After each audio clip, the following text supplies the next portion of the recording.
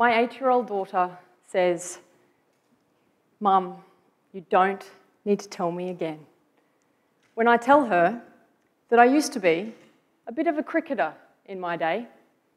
So as I come in and bowl at her, standing in front of the plastic yellow stumps, I tell her about my awesome throwing arm and the meaning of a first drop batsman. See, I developed my love of cricket during my years at an all-boys school. That's right, the first girl in a sea of boys. So I had no choice but to play cricket. And thankfully, I loved it. My Dean Jones Kookaburra cricket bat became my prized possession. So as I come in and bowl at Olive again, I even go so far as to say, "Do you know what, Olive? I should have played cricket for Australia. And you know what? I should have." Well, actually, I'll rephrase that. I should have tried my hardest to do that. But I didn't. At age 16, a week after being selected for a representative team, I quit. I quit because cricket was a sport for gay girls. Cricket wasn't feminine, and cricket certainly wasn't cool. And I let the influential power of those around me get the better of me. Now, I often have to remind myself that having my children, and especially having a daughter, is not an opportunity for me to relive my life and fix those regrets. So although you might think I'm trying to instill my love of cricket in my daughter, I am not. What I am trying to do is give her the bravery, the determination, and the resilience to not walk away from her interests, her passions, or her purpose because of the influential power of others.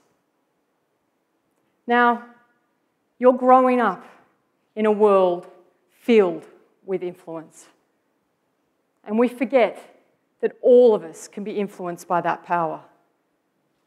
And we forget that the power of influence doesn't even need to be loud and strong, because it is about our smallest actions. Because you have power, you are influential, and you can make a difference. You are growing up in a world very different from the world I grew up in. You have this thing that hangs over you, that's everywhere. It's called the internet. And it's like a super magnet for negative influence. And if we stop for just a moment and think about ways that we can use that negative influence, we can come up with many examples. Online bullying, hurtful comments, posting photos without permission, the world of Instagram and airbrushed beauty, a world that puts so much energy on makeup tutorials, bikini bodies, the number of likes, hiding behind a screen and not sticking up for each other. And in the real world, in the face-to-face world, sure, there's plenty of negative influences too. The shoplifting, the alcohol, the drugs, the behind-back laughs, the whispers in the corridor, the judging looks, the planting seeds of doubt in your peers that once planted are very, very hard to ignore. And as you break away from your parents and define yourselves as individuals, you will experiment and you will make mistakes. But this power that you have, this influence, you have a choice on how you want to use that. And that's what I want you to think about today. I want you to think about the actions that you are taking and the impact of those actions on your friends, your family, and your community. Now, for me, there was an influence that, thank goodness, did have a very strong positive effect on me. Growing up in a small rural community in Australia, there was a girl who was growing up on a farm up the road but had decided to move to Tanzania and build a school for disadvantaged children. Her name was Gemma Rice, and that if she could do that, that even try to do that, it gave me the courage at the age of 24 to board a flight to East Africa. And better still, as I worked alongside Gemma and her team, their bravery and their determination for making a difference in this world, it inspired me.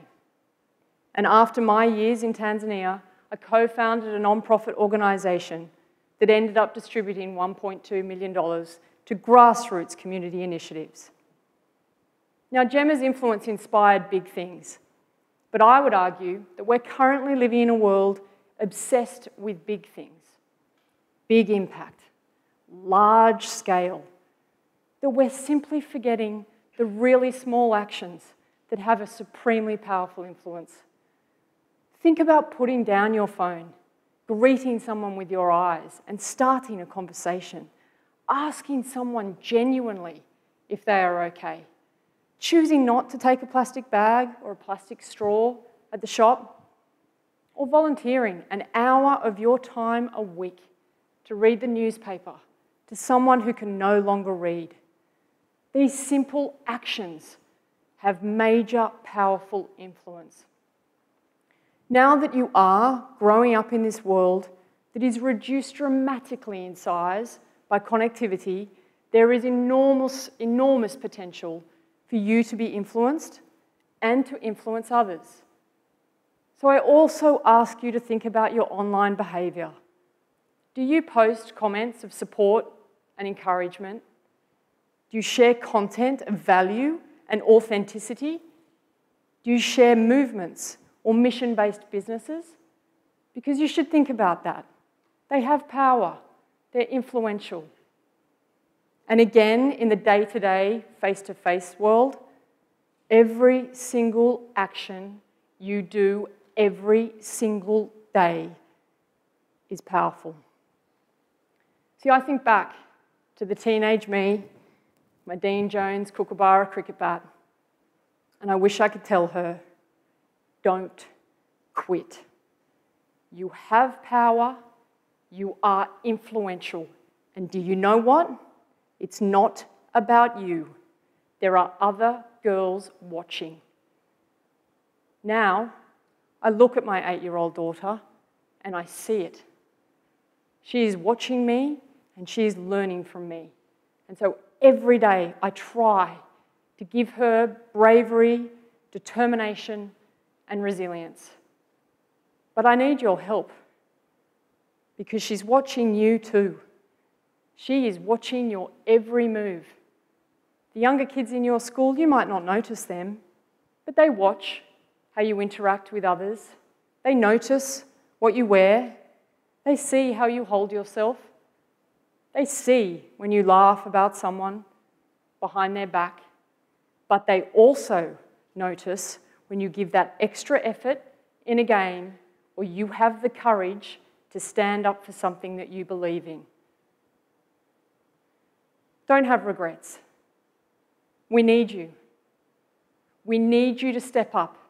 We need you to step into your power, and please, use it positively.